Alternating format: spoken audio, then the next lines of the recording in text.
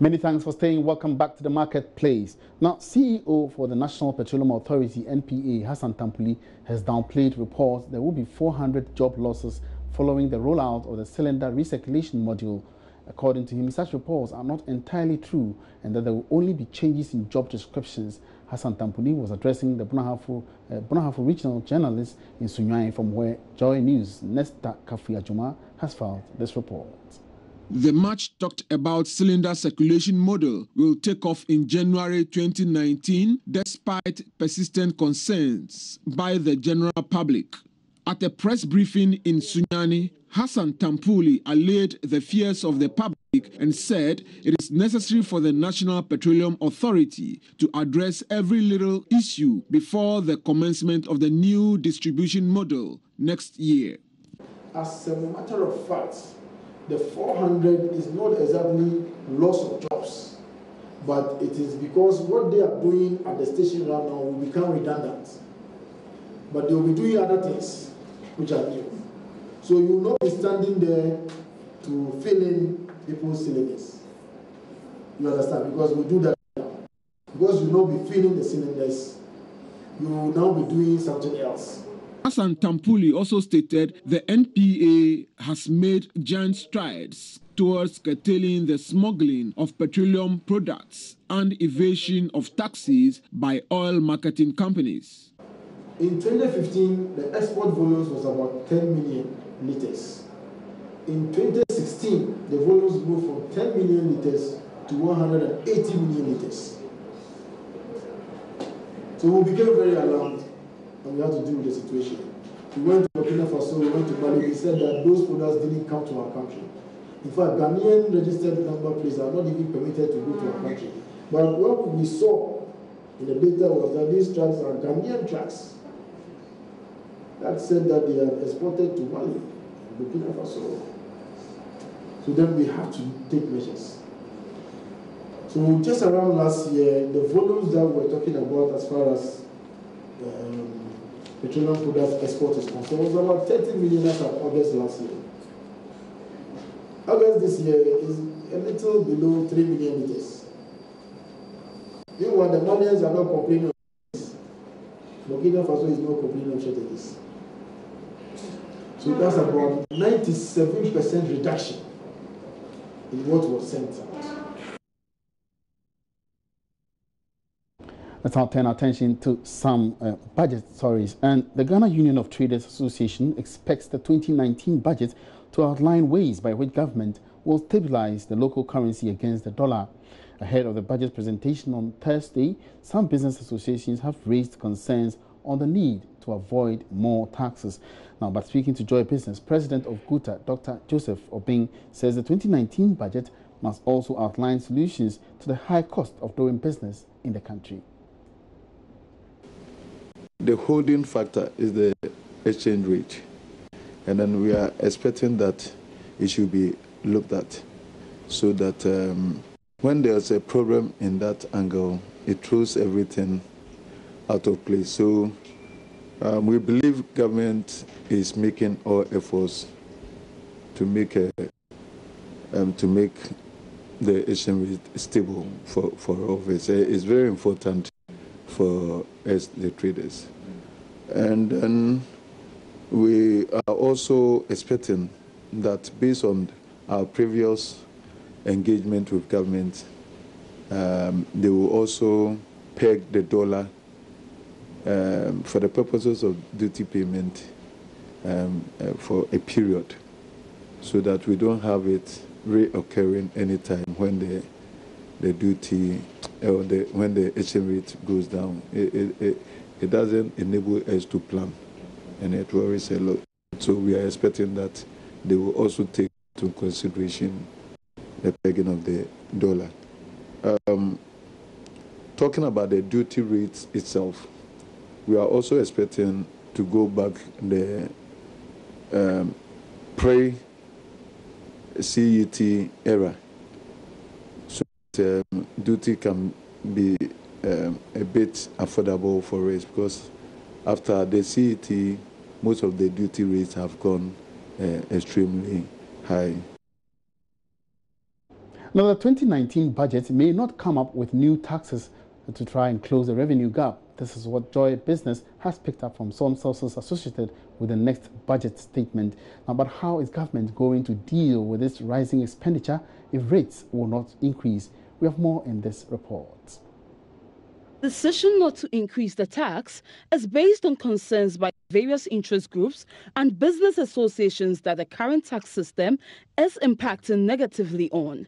Joy Business understands the proposals not to increase the taxes was based on draft documents presented to the finance minister for this consideration. This was after an extensive engagement with all the interested parties on these tax measures. However, it is not clear whether the situation may change after the finance minister, Ken Oforiatta, engaged cabinet on the proposed tax measures that will be outlined in the 2019 budget. We understand that government is looking at enforcing the various tax administrative measures and blocking the tax loopholes to deal with the revenue shortfalls. Joy Business is also learning that government is looking at reviewing the tax exemptions for the various businesses. It is believed that this would also help bring in additional revenue to the state. There are proposals to also review the fiscal measures and agreements covering the operations of various firms operating in the extractive sectors of the economy. Looking at past instances where things have changed, maybe we should not rule out any last-minute changes, but rather keep our fingers crossed. Meanwhile, Information Minister Kojo Nkrumah has told Joy Business that government is likely to propose 62 billion cedis as revenue target. We also understand that an expenditure target of 70 billion Ghana cedis could be proposed. All right, so live on the marketplace, and joining me now, George Rafi, my colleague here at Joy Business, to help us understand the implications of this development. That should government not decide to increase taxes, how is the scenario going to play out? Like, George, welcome to the marketplace. Thank you, Rafi. Right, so what's going on? I mean, what is the latest that you have on this particular? So, the technocrats will always do their work with respect to what are the scenarios. If you look at the projection, which has been confirmed by Deputy Minister of Information, that last year they did somewhere around 51 billion Ghana cedis, it is likely that the Finance Minister, when he appears before Parliament, and Kojo Nkrumah has confirmed that is going to propose 62 billion Ghana cedis in terms of revenue targets. So you're looking at a gap of about 10 or even 11 billion Ghana cedis. Exactly. Now, if you hold all the other scenarios or projections constant, meaning that last year they were able to meet their VAT collections, they were able to meet their custom duty collections and all the rest, then you're hoping that they will end December mobilizing 51 billion Ghana cedis. Now, so these technocrats will do all the scenarios that, looking at the loopholes, VAT was not doing well, the custom duties were not doing very well. So if you're moving into next year, if we hold all those scenarios constant, then we can look at the fact that let's hike taxes in this area or that area so that we can meet that 11 billion projection that the finance minister is putting forward. Now, based on all the engagement that this group or the units that does the engagement, they reached a conclusion that since these other tax types were not doing that well, it might not be prudent to make a recommendation that hike the rates. Rather, let's look at whether we can plug the loopholes in those areas so that if we plug the loopholes, all the scenarios and projections support the argument that they are going to collect more taxes. So we are not going to recommend to the minister that there's a shortfall here, so increase new taxes. But don't forget, tax increment is still a political decision. And we are saying likely because we've had instances where a day before budget, even hours things before changed, budget, documents have changed. Now, but George, I'm talking about the fact that, let's take into consideration the fact that the GRA failed to meet its 7th month target. Now, why would it, I know it's a government decision, but why would government increase, the target? Well, you look at a situation where you need to fund senior high, the free SHS. So if you are pressed with expenditure going up, you have to look at within the short term, how do you close the gap? And that is why you want to still look or be tempted that, okay, for instance, property rate. Can we have a situation where we do a percentage of the value of the building, or irrespective of your building, we are saying that every building in this Legon, you're going to pay about 30 or 40% of the value of that building. Okay. If a situation where you're looking at, okay, let's look at petroleum taxes. Are there other new taxes that we can introduce? And these are quick fix measures. These are measures that would immediately bring in revenue to government. But I think that for those technocrats who did the necessary groundwork and engagement, they did realize that if all those loopholes are closed, if the administrative measures are addressed, if there's using the point of sale device to collect taxes and even do services at these shops can triple revenue that we are earning, then maybe it might not be prudent to hike the rates, because again, there have been several scenarios researched by various tax policy agencies and all the rest that shown that when the rate is goes up, businesses rather look at ways and means to avoid those taxes. So if you have a low tax rate, there's a high tendency that businesses would comply. And that is why we are getting all these things. But again, that decision was taken to cabinet, and we don't know whether cabinet has given its blessings to it or not. Or the minister will be tempted to go the other way of, let's bring in new taxes, let's hike the rates so that we can make that 11 billion Ghana cedis by the end of 2019. Because don't forget that they want to embark on some serious infrastructure projects. And if these projects will not be funded by donors or from the Chinese loan you're looking at, then obviously the rates have to go up. All right, now, George, let's look at petroleum taxes, for instance, which is also a major source of revenue to government. Now, petroleum prices have been doing well and continues to do well. Can government rely on this to make... Again, what we are also picking up from people or persons with knowledge of this budget statement is that it looks like they want to look at some of the fiscal arrangement covering these industries in the extractive sectors. So, for instance, you were given a stability agreement of maybe for the next 30 years or something, don't pay X tax. Can it be reviewed so that it can bring in some money? So, all those things are being considered in terms of reviewing those fiscal measures in those areas. And it's believed that even with tax exemptions, another area that they are looking at is the tax exemptions, that we lose billions of Ghana cedis because we are exempting certain individuals and businesses from paying taxes.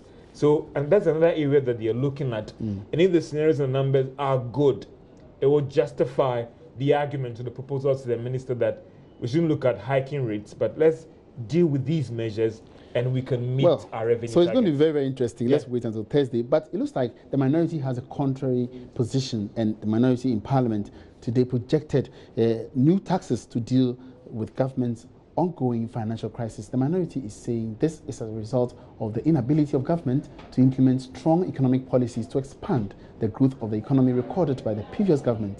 Now, speaking at the pre-budget discussion earlier today, the ranking member of the Committee on Finance, Kaisel Ato-Forson, projected that Ghanaians will record more job losses in 2010. My colleague Ebenezer Sabute sat in at the press conference, and he joins me live with some updates. Good afternoon, Ebenezer. Welcome to the Marketplace. Good afternoon, Abuaji. All right, now, has the minority provided any evidence to justify the current projections that it is putting out? So I engaged Ato-Forson on it, and according to him, data that they got from the Ministry of Finance and then also the World Bank, the World Bank and the Ministry of Finance are part of the stakeholder institutions that give us data when it comes to economic figures, indicate that we should tighten our belt, as in Ghanaians should tighten their belts, because government have no option than to introduce more taxes before it could be able to implement many of its policies. According to him, some of the policies are not even yielding results. So, implementing because the political of Ghana and need to deliver on it.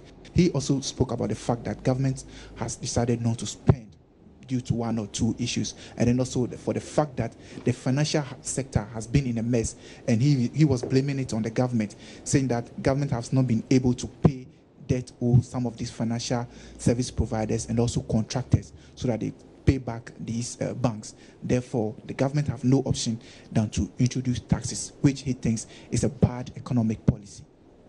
So did he give the areas within which taxes may go up, or it was just, a blanket statement, sort of? He didn't give specific areas where these taxes will be introduced or will go up, but he gave certain sectors in which the taxes are needed. So he mentioned the free SHS policy. He mentioned the NAPCO, which the president launched a year ago.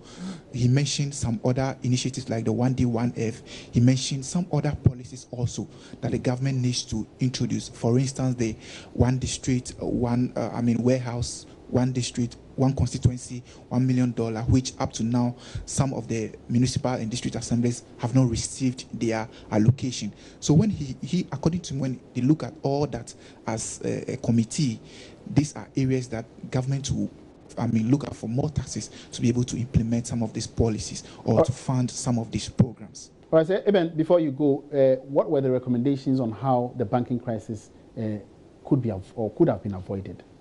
Did the minority say anything about that?